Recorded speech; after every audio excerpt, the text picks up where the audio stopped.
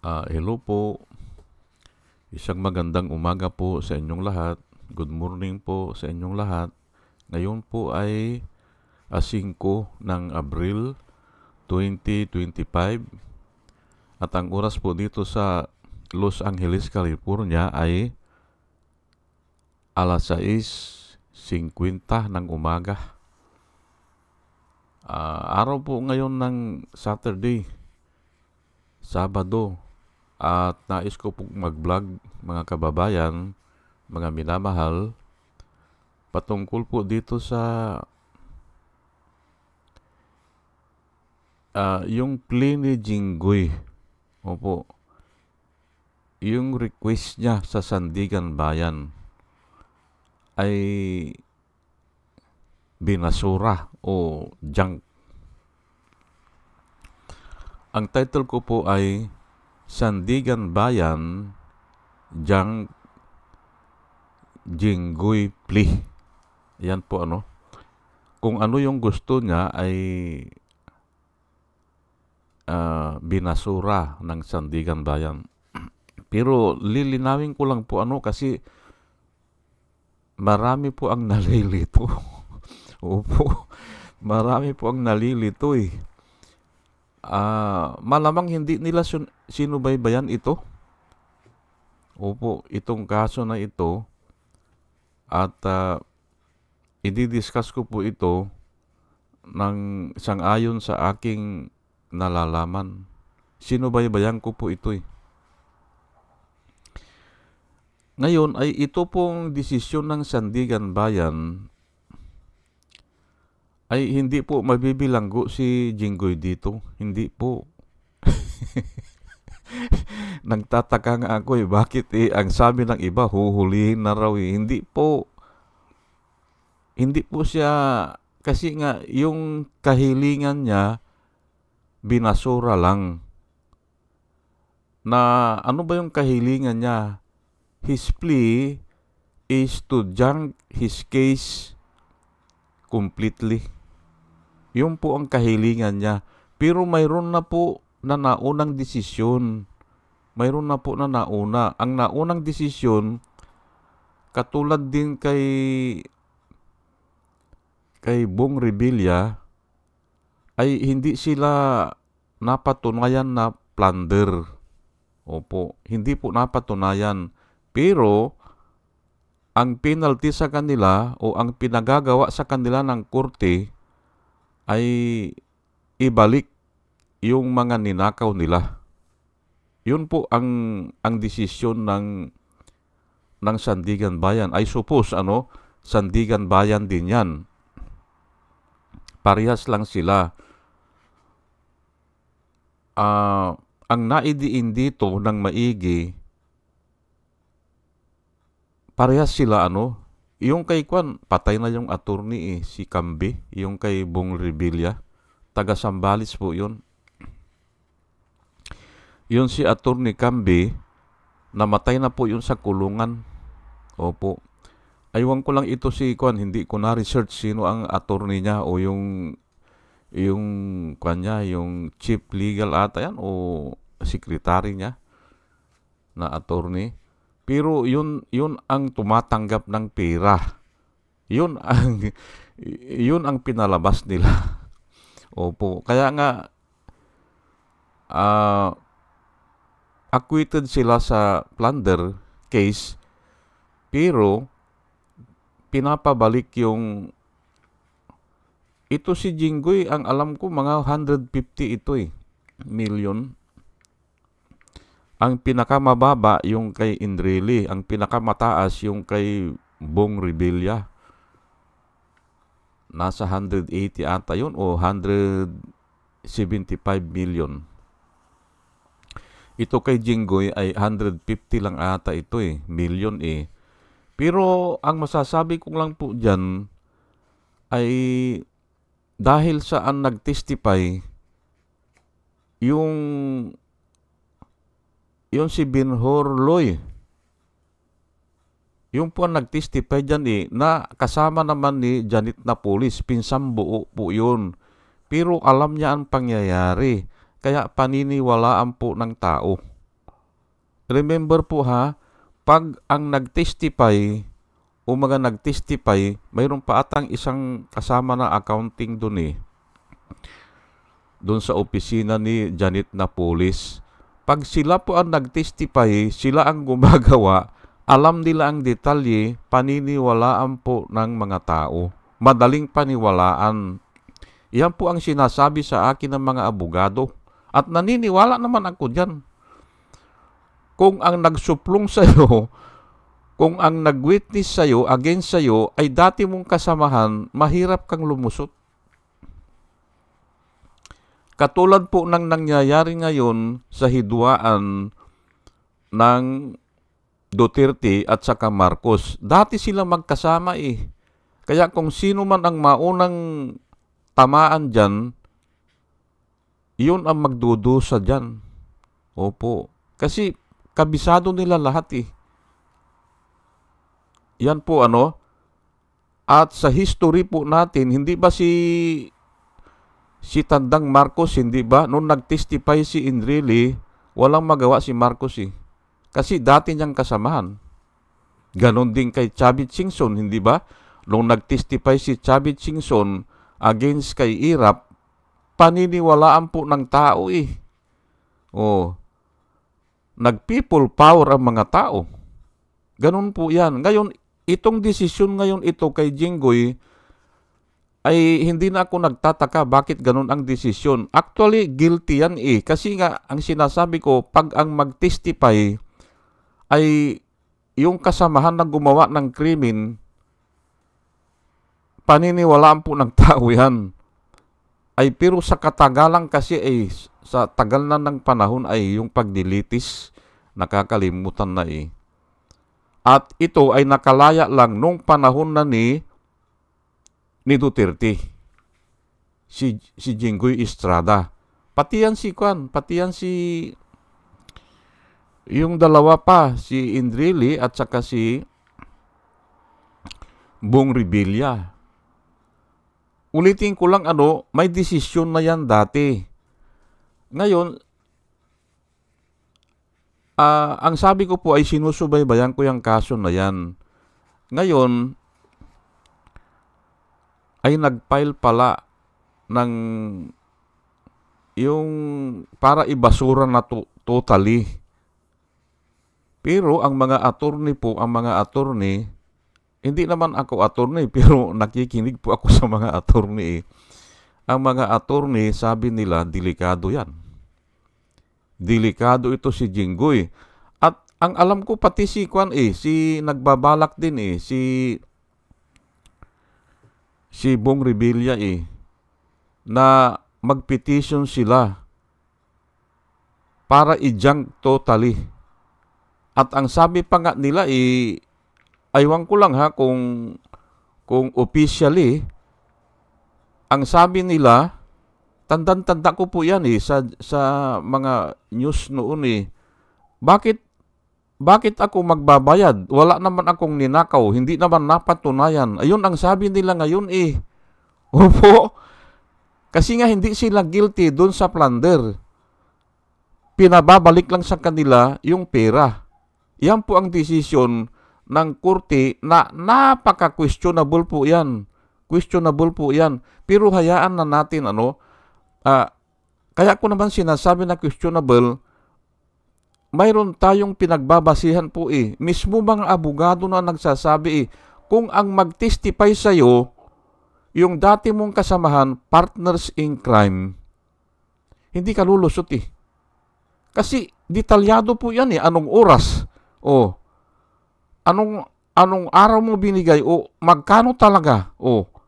Ay may mga nakatago pa yan ng mga ledger Opo. Katulad lang po yan ni Matubato at saka ni Las Cañas.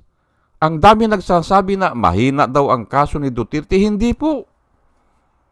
Sigurado na po na ang ruling dyan ay guilty yan. Kasi, bakit po? Tanungin niyo po ako, bakit? Kasi nga ang mag-testify yung dati niyang inutusan o dati niya mga tauhan o yung nagsagawa ng krimen.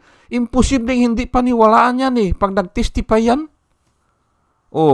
Ay kahit na ibaliktad mo yan ibiti mong patiwarik yan eh. Iisa ang sasabihin yan eh. Yung nalalaman niya eh. Oh, ganun po yan. Ngayon, ay matigas pala ang ulo nito ni Jinggoy. Sa bagay ay sasandigan lang. Okay, hindi masyadong kwan yan, ano.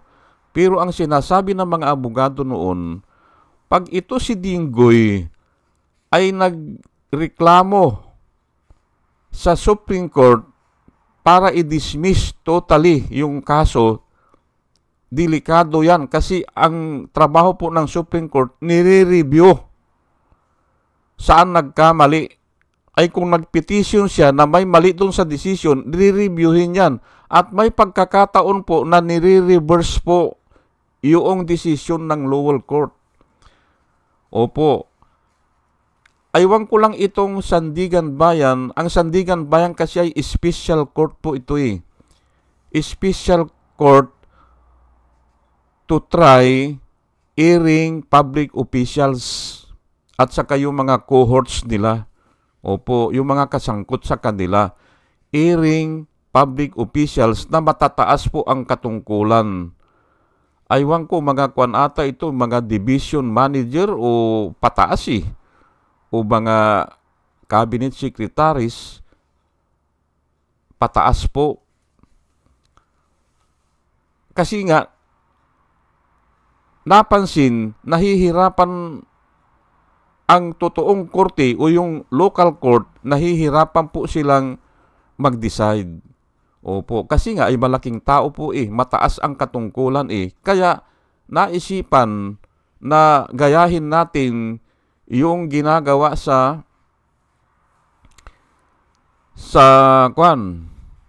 diyan sa Europe na ni-research ko. 100 taon na pala sila, mayroon niyang Sandigan Bayan at saka yung ombudsman. Kaya nga halos wala ng kwan sa kanila ay korupsyon eh. Sa Sweden, nag-umpisa yan sa Sweden, ang alam ko. Sa Sweden, halos walang korupsyon. Kasi nga mayroon silang special court na natatapos ang kaso within 2 to 3 years. Tinatapos nila ay ito kay Jinggoy. Ang tagal na po nito eh. Ngayon po, mayroon din tayong special prosecutor, yung ombudsman. Yun po, special din yan. Ang tinatrabaho lang yan ay yung mga hearing public official din. Kasi nga nahihirapan yung ordinary na prosecutor, hindi ba? Na idemanda yung mga malalaking tao. Usually, natatakot po eh. Kaya nga, binigyan lang napakalaking kapangyarihan ang ombudsman. They can investigate on their own. Ayan po ano. Or they can suspend. Pag nakita nila na mabigat ang kaso, kaya nilang suspindihin. Ayan po ano. Na mahihirapang gawin po yan ng ordinary prosecutor. Kaya mayroon nga tayong ombudsman. O ngayon, ay ito si Jinggoy, pasalamat na lang siya at ang nag-decide ay ang Sandigan Bayan muli, hindi ba? Muli na, hindi pwede yan. Hindi pwede yan na i-judge na lahat ang kaso. Opo, mayroon pa atang, ang nabasa ko, pero wala akong detalye, mayroon pa atang 11 na, 11 na, na kaso eh. Pero, ang alam ko nga, ang pinapadismiss na niya, yung pinababalik kasi sa kanya yung yung pera eh. Oh. Ay namiluso po naman yung mga attorney niya, di ba? Bakit namin ibabalik yan? Hindi naman napatunayan. Oh, yung pang sabi nila eh. Hindi ba? Oh. Kaya nga po, ang batas po talaga walang kwenta eh. Kasi nga anyone can say. At yung mga salita, very cheap. Hindi ba? Very cheap eh. Oh. Yung nga kay Duterte ngayon, nasabi nila ay kwan daw eh. Ang konstitusyonal, sabi nila, yung pagdakip kay kwan eh. Kay Duterte eh. Oh. Very cheap talaga. Kahit na sino, pwede magsalita niyan. Kahit na nga attorney niya eh. Yan ang sinasabi eh. O, hindi raw sinunod yung due process, hindi ba? Hindi. ay talagang ganun po eh. Very cheap po ang salita.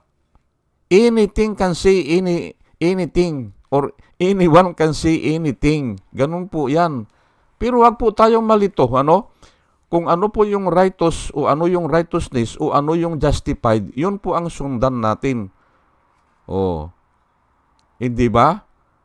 Oh, pero bago po ako magtuloy-tuloy, at least naintindihan na po natin delikado yan si Jinggoy kung ang mag-decide ay Supreme Court. Maraming nagsasabi baka i-reverse pa yan at ibilanggo siya. Kasi nga, makikita ng Supreme Court may mali sa desisyon ng Sandigan Bayan. Ayan po. Ay, dyan lang pala niya inilagay sa Sandigan Bayan yung plea niya. Parang ganun po kay Dilima yan, na ang plea ni Dilima doon sa mga kaso niya, lahat yun ay i-dismiss na yan kasi walang katotohanan. Wala na akong ipapalat na ebidensya yan, sabi ni Dilima. Kasi nga gawa-gawa lang yan, i-dismiss na yan. Ayan nga, dinismiss. At nag-recant na po yung mga yung mga testigos ni Duterte na mga pawang mga kumbik, hindi ba? Ay akala siguro ni Jinggoy ay ganyan din yan. Ay hindi po, ibang kaso po ito sa iyo, Senator Jinggoy. Opo. At malamang marami nagsasabi ngayon na ako po ay nagsesearch sa internet o sa YouTube. Marami nagsasabi malamang nagalit ang gobyerno kay Jinggoy kasi nga ay pinagsabihan niya si General Torre. Pinagsabihan niya yung pag-aristo ba kanya ay proper? Sabi niya ay nung napakinggan ko yun, ay sino ka Jinggoy? Hindi ba? Hindi ka naman dating pulis para sabihin mo na ito ang proper. Hindi ba? Sa paningin po ng tao, sa paningin ng mga biktima, sa paningin po ng lahat ng tao sa mundo, proper po yun. Opo, pinagbigyan na nga yan ni 12 hours ang aresto. Sino naman ang inaresto na 12 hours? Hindi ba? At 3 yung abogado niya pala doon. Wala daw abogado, hindi raw binigyan pagkakataon. Ay 3 nga yung abogado niya. Ngayon, ito lang sasabihin ko sa iyo, Jinggoy, ha? Namimiligro po ang kapulisan natin dahil sa tanong. Dahil sa ganyang tanong. Proper ba o hindi? Kasi nga yung kini-question niya doon na hihilahin ko yan. Ano ba yun? Hihilahin ko yan? Ay, sinagot na nga siya props lang yan, hindi ba? Mga saywar lang yan. Ngayon, namimiligro po ang kapulisan natin ngayon. Kasi nga, sinabi ni General Torre na, kwan lang yun, theatrics, sabi niya props lang yan. Natotoo yan kasi nga ay ang kapulisan po, ang style niyan, psychology. Opo, ang army hindi. Ang army, paglusob dyan, putukan agad yan. Magkaiba po yan. Ang militar at saka pulis, magkaiba po ang training yan. Sa pulis, saywar ka. Sasabihin sa'yo, kakalad ka rin ko yan. Adi medyo umatras na sila kwan, di ba? Yung dalawang attorney, di ba? Ganun po yan saywar po yan nung si General Ramos, hindi ba? Pinasuko niya yung nag-mutiny doon sa Manila Hotel ata yun tinanong niya ay constabulary din yan si kwan si Ramos nire-recognize mo ba na ako ang kwan? Ako ang AFP chief siya noon yes sir. Adi ayos na, hindi ba?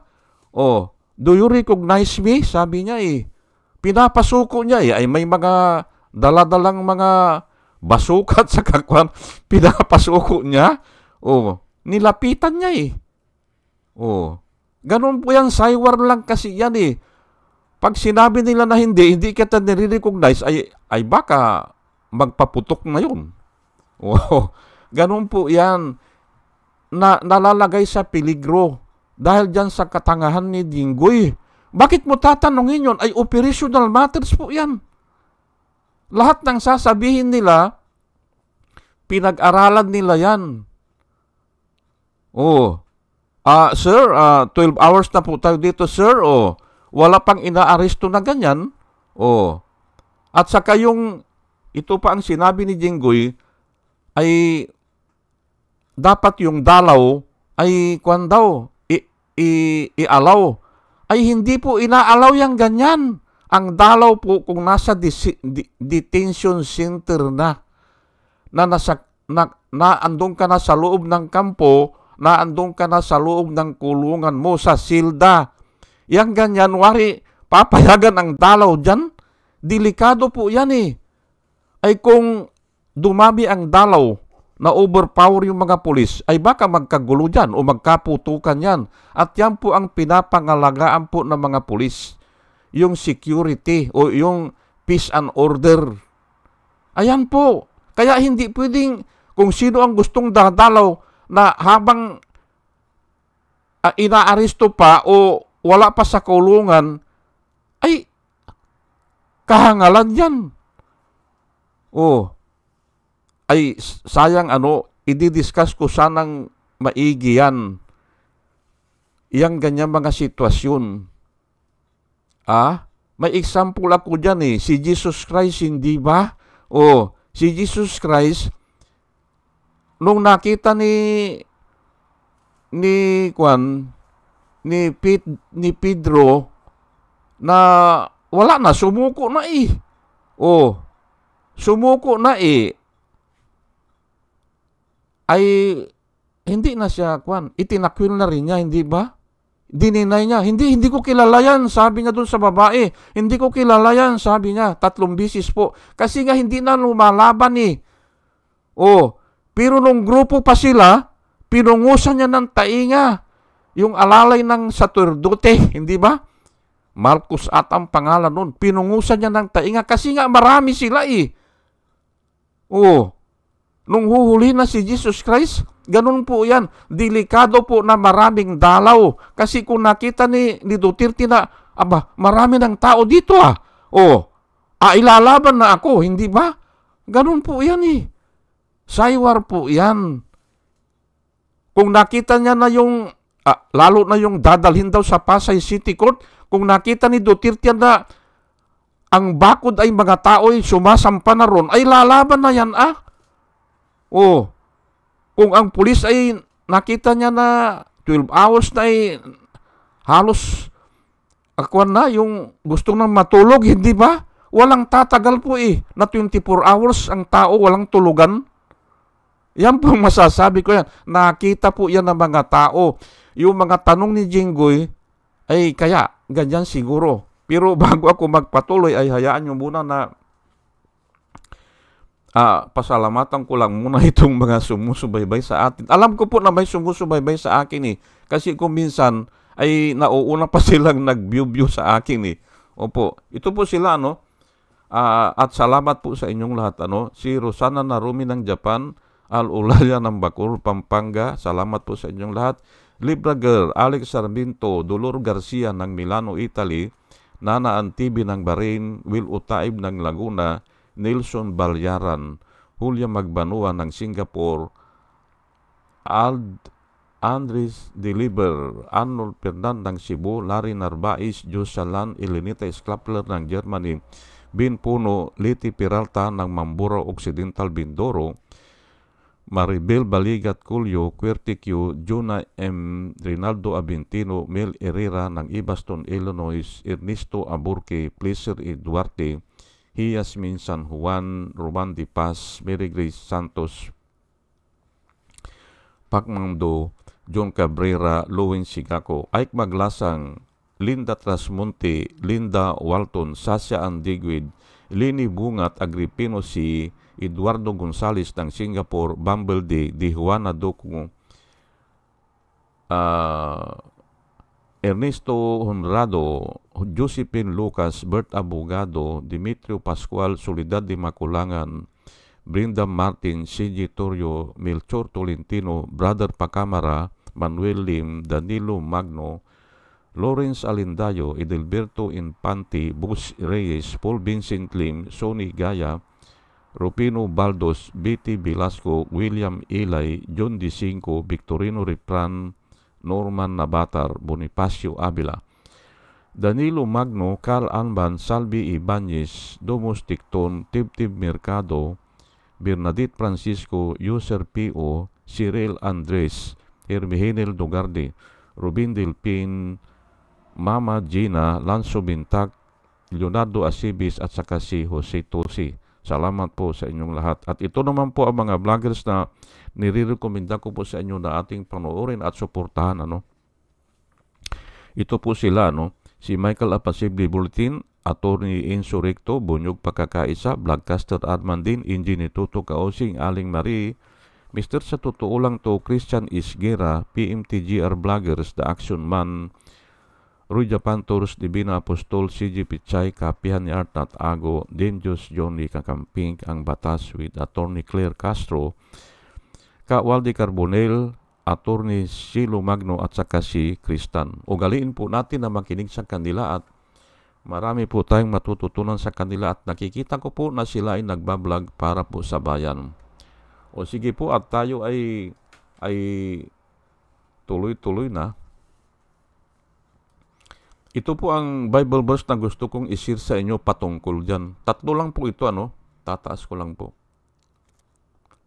Matthew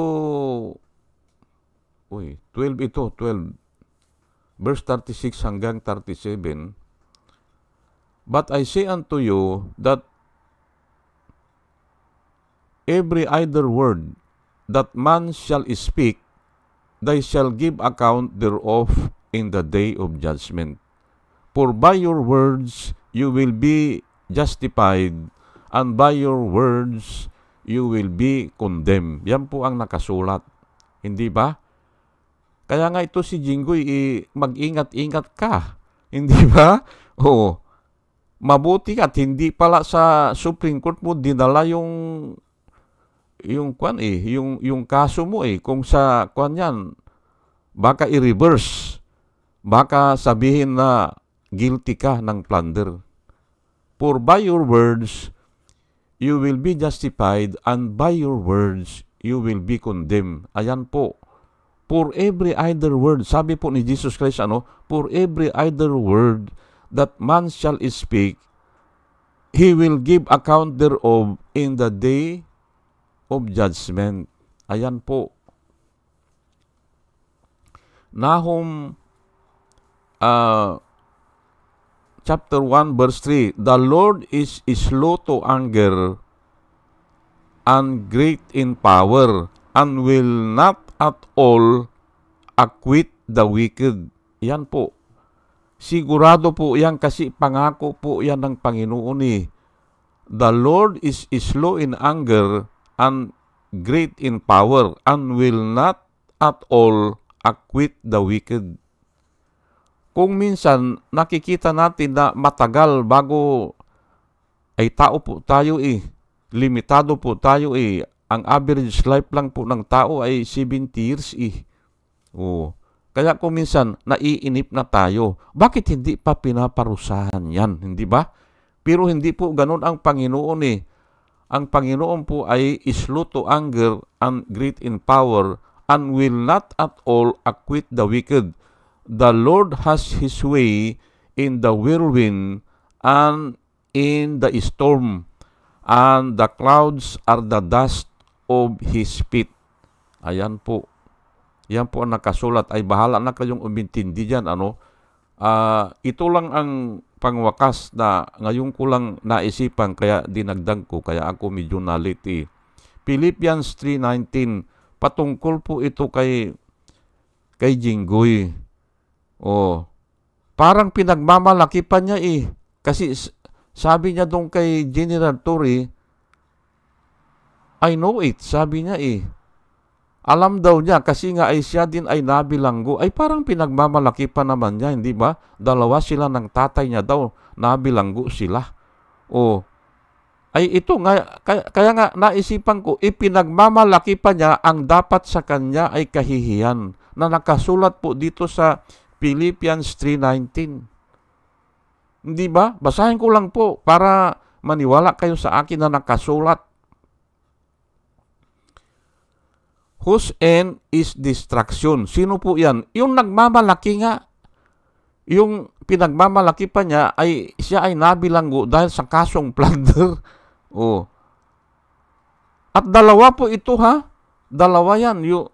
Yung pata yung matagal na ay ito kay napulis. Pangalawa na ito eh. Oh. Whose end is destruction. Whose God is their belly. Ang Diyos nila ang kanilang tiyan. Yan po ang problema sa tao. Ang dinidiyos nila ay ang kanilang mga tiyan. Ang ibig sabihin yan, yung kung ano yung ipapalaman mo dun sa tiyan o pagkain o pwede rin natin sabihin na salapi. Kasi yung salapi, binibili ng pagkain po yan, di ba? Okay, basahin ko ulit ano. Whose end is destruction. Ang katapusan daw niyan ay destruction, ano? Sino yun? Whose God is their belly and whose glory is their shame. Ayan po. Ang pinagmamalaki nila ay ang kanilang kahihiyan. Dapat mahiya siya kasi nga nasangkot siya sa kasong plunder. Ayan po. Oh, ay bakit tatanungin pa niya si General Torre? Oh, at saka ito pala si General Torre ay kwan ito, aywan ko lang, hindi na kung totoo ang na nababasa ko sa mga comment. Dati palang Iglesia ni Cristo ito. Oh. Ayan lang nga po ang sinasabi ko eh. At saka yung isa si yung Colonel Kwan na dating 7D Adventist. Oh. Yung yung kay Parihinog ata yun, sila ang sumalakay doon. Nakalimutan ko ng pangalan eh.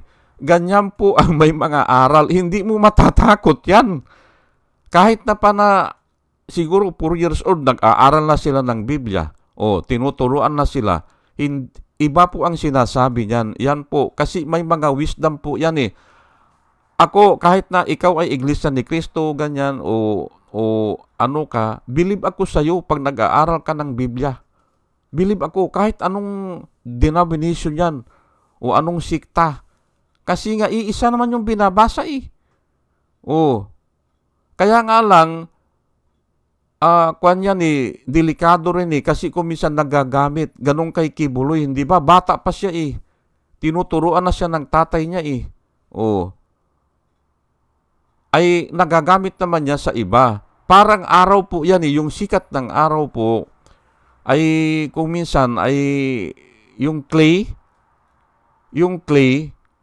napapatigas niya yung sikat ng araw. O, kung gagawa ka ng palayok, hindi ba? O, napapatigas ng sikat ng araw. Pero yung kandila naman, ay natutunaw po yan kung minsan kung mainit na yung araw. Ayan po. Parehas na salita ang pinag-aaralan nila, pero yung isa ay napapariwara. Yung isa naman ay napapabuti. Yan po ang danger. Opo. Basahin ko ulit ano. Whose end is destruction, whose God is their belly, and whose glory is their shame. Who set their minds on earthly things. Ayan po, puro salapi po ang iniisip niyan eh. Oh, puro salapi. Ayan po ano, kaya ganyan sila. Pero ay hayaan na natin, basta okay na yan. Bahala siya kung ano ang gusto ni Jinggoy, kung dalhin pa niya sa Supreme Court yan, dalhin niya yung kaso niya para ipa-dismiss ng totally, ay baka i-reverse yan. Kasi yan po ang pakay ng Supreme Court to review. Ayan po ano, aywan ko lang kasi ang priority kasi ng Supreme Court ay i-review yung mga habang buhay na pagkabilanggo o aywan ko lang kung papayagan niyang ganyan. Pero ay walang magawa kung dinala niya doon, hindi ba? Kung here nga ang kuwan po ng Supreme Court ata ang motto come, let us reason together, hindi ba? Oh. Kaya kung ano man ang dalhin sa kanila, come, let us reason together. Oh. Ayan po. O sige po, hanggang dito na lang po at medyo mahaba-haba na at dinadalain ko po sa Panginoon bago ako mag-umpisa ay sana sa ating pakikinig ay makakuha tayo ng wisdom na nanggagaling sa Kanya. At muli mga kababayan, mga minamahal, isang magandang umaga po sa inyong lahat at salamat po sa inyong pakikinig. Salamat po ng marami. Salamat po.